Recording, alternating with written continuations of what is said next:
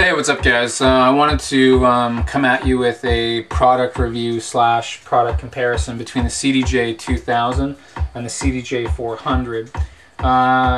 Two main reasons for this. One, of course, I have both of these at this current point in time. And the other reason is they're both USB accessible.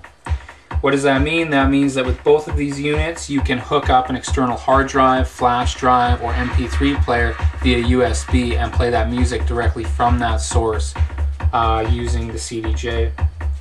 Now, one of the notable differences between the USB on the 400 versus the 2000 is that the 400 load time is much longer. You're looking at a wait time of anywhere between 10 seconds to a minute and a half. Now, that's not a long time, but with the 2000, you load it in, push the USB button, and you're up and running within, under a second. So unless you are very impatient, that can take a long time. If you're just a bedroom DJ spinning at home, that wait time is not a big deal on the 400s. One of the other notable differences is that the 2000 has SD capabilities. What that means is that you can load an SD card, push the SD button, and boom, you're off to the races, you're good to go. With an SD card, you can load a lot of music on an SD card, and they're very small, compact, and lightweight. You can tuck them in your wallet, and you're good to go to your gig. One of the other features that is promoted on the 2000 and the 900 is the link feature, and that's that blue button there. What that link feature does is it allows you to hook up an additional 3 CDJ 2000s or 900s to this one unit, and you can use one external hard drive plugged into this unit and access all of that music through the other CDJ. Now, the 400 does have that capability. You can hook up an additional 2, 3, 4 CDJs to this one CDJ and use one flash drive and access that music through the other CDJs. I don't know if you can link these two units together. I haven't tried yet because I just got the 2000. But it's a feature that is accessible that both units do have. One of the other notable differences is the screen size. The screen on the 2000 is raised and is quite large. It's almost as big as my hand. The 400 is about 1/3 of that size. This screen is raised, full color. You can adjust the brightness. This screen allows you to see all of your track information, album art, the track time information, and a very large wave readout, larger than the 1000. The 400, again, very small. On the top, it'll give you your time readout information, and below your folder or track information.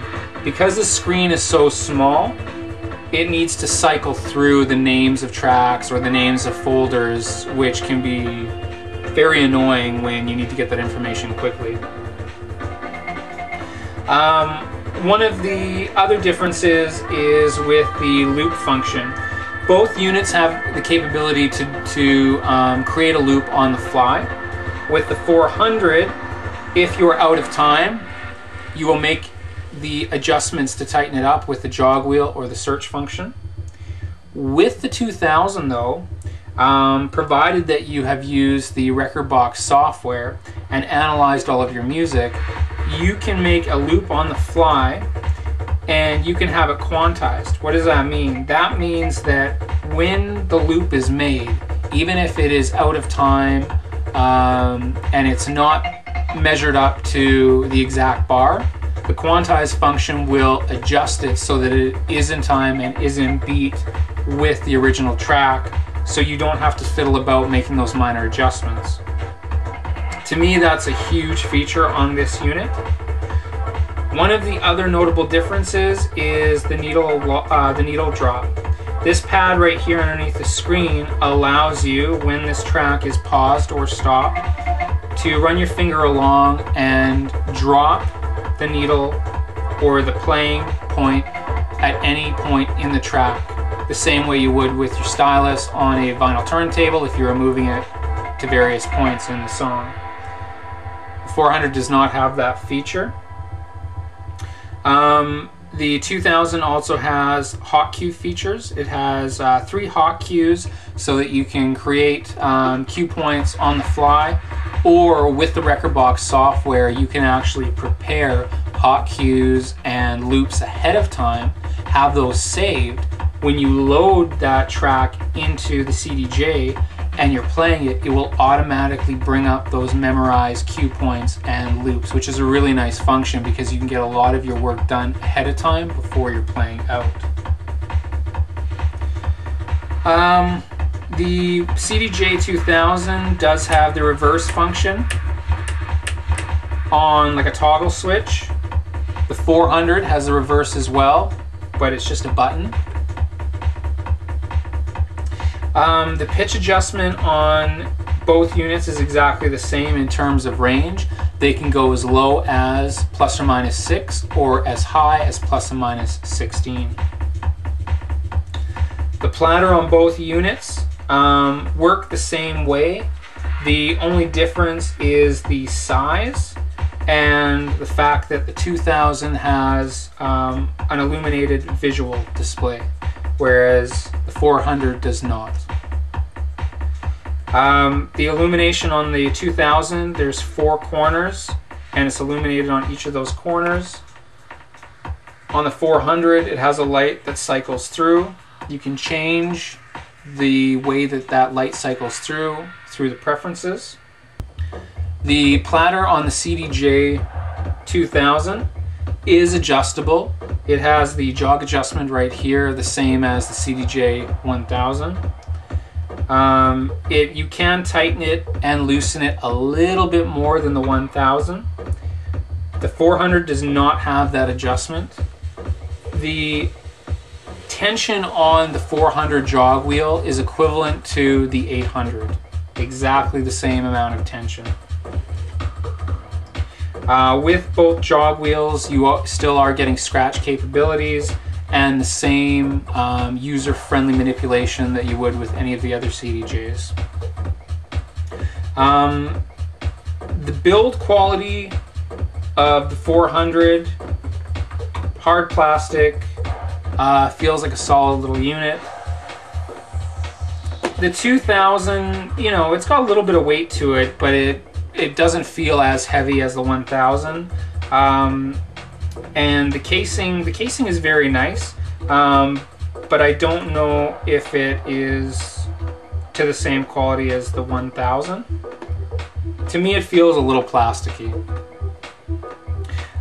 In terms of price, you're looking at paying around $2,000 for the CDJ 2000 for one unit.